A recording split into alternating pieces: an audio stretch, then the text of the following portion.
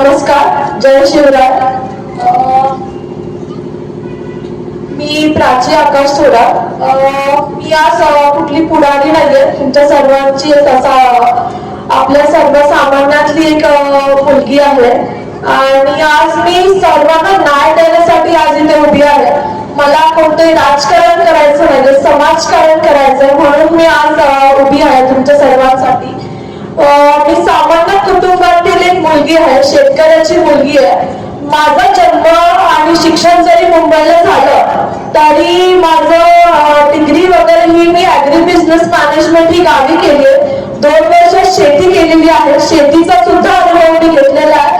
त्यानंतर लग्न झाल्यानंतर मी इकडे मंत्रालयात एक व्यवसाय उभा केला. तिथं महिलांना अनेक महिलांना रोजगार देऊन त्यांना सक्षम करून आज त्यांना तयार केलेला आहे. आणि हे सगळं केल्यानंतर मला आज खूप आनंद होतो की आज महिला खूप सक्षमपणे उभे राहिलेल्या आहेत. तर आज आपलं मी नगराध्यक्ष पदासाठी उभी आहे. तर आपल्या सर्वांचं स्वप्न जे आहे मंचर शहराचं ते मी थोडक्यात सांगण्याचा प्रयत्न करेन की आपल्याला काय काय करायचं आहे. तर सर्वप्रथम मी आपल्या महिलांसाठी छोट्या मोठा उद्योग उभारायचा प्रयत्न करणार आहे बचत गटामार्फत. ते आहे. दुसरं म्हणजे आपल्याला जे मी काल मीडिया थ्रू मध्ये पण सांगितलं होतं की आपल्याला जो आपला नगरपंचायतचा कारभार आहे तो आपल्याला ऑनलाईन कम्प्युटराइज करायचा आहे. जे काही आपली कामं आपण करणार आहे ती सगळी डिजिटलाइज होणार आहेत. जे काही टेंडर असेल ते सगळ्यांना समजणार आहे ऑनलाईन पद्धतीने. त्याच्यानंतर जो आपला ओबीसी समाज आहे याला आतापर्यंत बरेच आपण प्रधानमंत्री विश्वकर्मा योजनामार्फत लाभ दिलेला आहे आणि इथून पुढेही आपल्याला त्याच्यासाठी काम करायचं आहे, लाभ मिळवून द्यायचा आहे. आणि आपल्या मंचर शहरामध्ये आपण जर बघितलं शिक्षणाच्या बाबतीत जे आपले झेडपी शाळा आहेत, अंगणवाडी आहे, तिथे विकास होणं खूप गरजेचं आहे.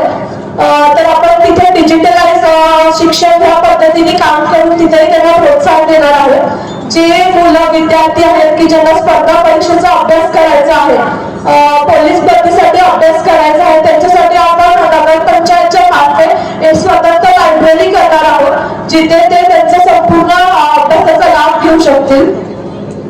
सर्वात प्रसिद्ध आता जो बिबट्याचा विषय आहे सगळीकडे, तर आम्ही वन विभागाशी बोलून पदावर आल्यानंतर वन विभागाशी बोलून 10 पिंजरे रिझर्व करण्याचं आमचं प्रामुख्याचं काम असणार आहे. जेव्हा इमर्जन्सी सिच्युएशन येईल कुठल्या एरियामध्ये तेव्हा वन विभागावर अवलंबून न राहता आपण आपले 10 पिंजरे कुठे युटिलाइज करता येईल इमर्जन्सी सिच्युएशन मध्ये इथे आम्हाला काम करायचं आहे. आणि दिव्यांग बांधव आणि ज्येष्ठ नागरिकांना जसं नवनाथ सांगितलं असं सांगितलं की अनेक वर्ष यांच्याकडे कोणी लक्ष दिलेलं नाहीये, तर आम्ही प्रथम त्यांच्यावर सुद्धा काम करणार आहे. आणि आता आम्ही गेले 15 दिवस जो प्रचार करते त्या प्रभाग 17 पर्यंत आम्ही पोहोचलेलो आहे. तर कुठेही पब्लिक टॉयलेट दिसलेला नाही, सगळ्यात कॉमन हा इश्यू आहे. तर आम्ही प्रामुख्याने त्याच्यावर सुद्धा काम करणार आहोत. आणि मंचर ही बाजारपेठ मोठी असल्याने पार्किंगचे खूप इश्यू आहेत.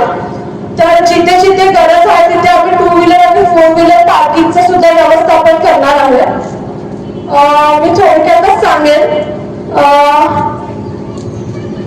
जनतेचा आवाज ऐकणारा नेता कधी हारत नाही, कारण त्याचं पण मतात नसतं, जनतेच्या मनात असतं. मी तुम्हा सर्वांना एक विनंती करेन, मला एकदा संधी देऊन बघा, नक्कीच मी संधीचं सोनं करेन. आज या सभेच्या निमित्ताने श्री छत्रपती शिवाजी महाराजांना स्मरून मी तुम्हाला हे वचन देते. येत्या 2 डिसेंबरला ऑटो रिक्षा समोरील बटन दाबून आम्हाला बहुमताने विजय करून द्या ही विनंती करते आणि थांबते. जय जिजाऊ, जय शिवराय, जय भवानी, जय शिवाजी. धन्यवाद.